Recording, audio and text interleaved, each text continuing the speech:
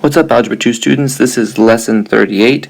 Our objective is, what is and how do you use the zero factor theorem? The zero factor theorem. And I'm offering $1. That's right. I'm willing to give $1 to any of my YouTube fans and or students, whichever the case may be. You may be both. That's okay. So I'm giving $1. If you can tell me two numbers, A and B. So the following is true. So if you can think of any two numbers, A and B, they can be real or imaginary, decimals, fractions, positive, negative, such that whenever you multiply A times B, it equals 0. But there's one more catch. A cannot be 0 and B cannot be 0. There is an answer. It's underneath this box. So pause it right now, figure out those numbers, get $1. Okay, I know it's not much, but I'm offering it to all my YouTube fans, so come on, give me a break. Get $1. Pause it right now, go.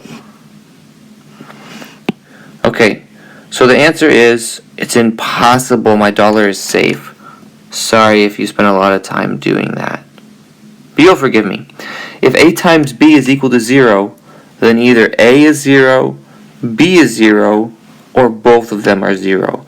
It's a mathematical fact. If they multiply to get 0, one of them has to be 0. Okay, so what we're going to do is we're going to use this property that you just spent an hour trying to figure out in these next couple examples. So here we go. So we're trying to solve for x. But the problem is that I have more than one x, and one of them is squared and the other one's not squared, and it's just going to be really hard to get an x by itself. So what we're going to do this zero property, and we're going to factor this.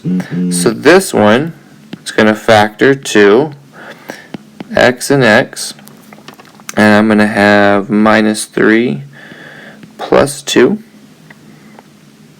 And so notice I have something times something is equal to 0. Which means if I have something times something is equal to 0, that one of those somethings must equal 0. So either x minus 3 is equal to 0, or x plus 2 is equal to 0.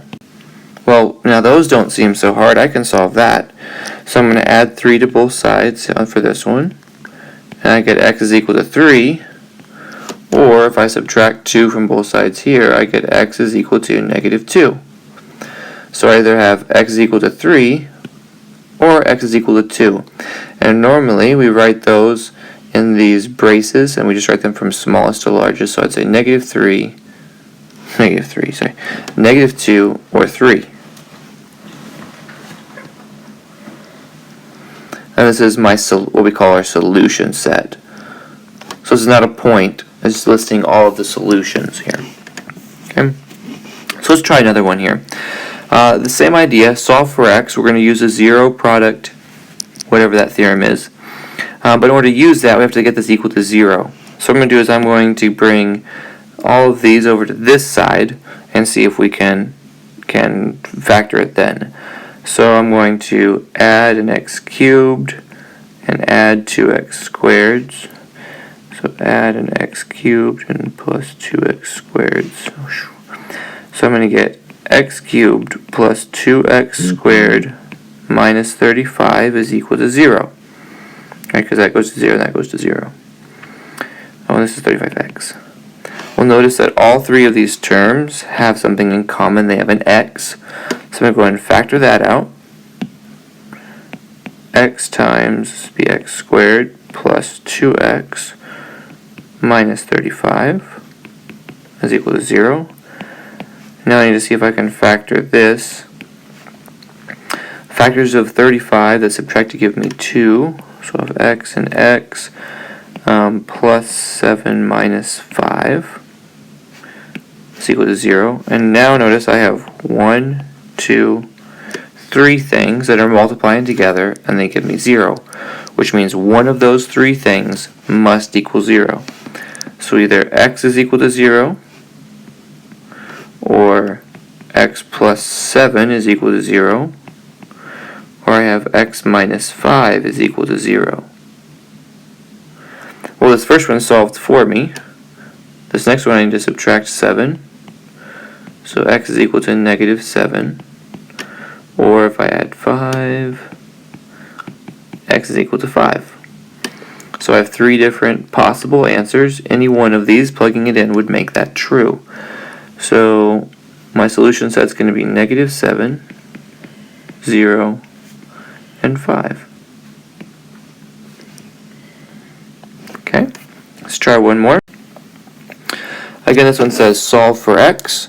So I'm going to do the same principle I just did, have been using. So I need to get this equal to 0, so I'm going to minus 112. From both sides, so I'm going to have 2x squared plus 2x minus 112 is equal to 0. I notice that they all have a factor of 2, so I'm going to take that out.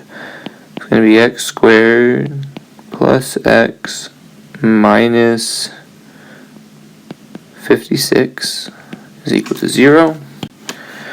This is going to be 2 times x. It's going to be plus 8 minus 7. So now I have 3 things, this times this times this, that are multiplying to give me 0. So one of those things, or all of them, is equal to 0. So either we have 2 is equal to 0, or x plus 8 is equal to 0, or x minus 7 is equal to 0. Well, I'm just going to stop there for a second. Look at this first one here. Does 2 ever equal to 0? No. This is not a true statement. 2 cannot be 0. So that means one of these 2 must be 0. So we don't even need to worry about this first one here, because 2 can't be 0. So it must be one of the other 2. So let's go on with solving that. Subtract 8 from both sides. X is equal to negative 8. Or if I add 7 to both sides, x is equal to 7. So then my solution set is going to be negative 8, 7. And my 2 answers. And if you want to, you could plug those back in and you would actually come out, find that those 2, if you plugged it in, would make that true. Okay, your homework is down here. It's on page 172. You're going to do 6 through 15 all, then 5 more of your choice. Good luck.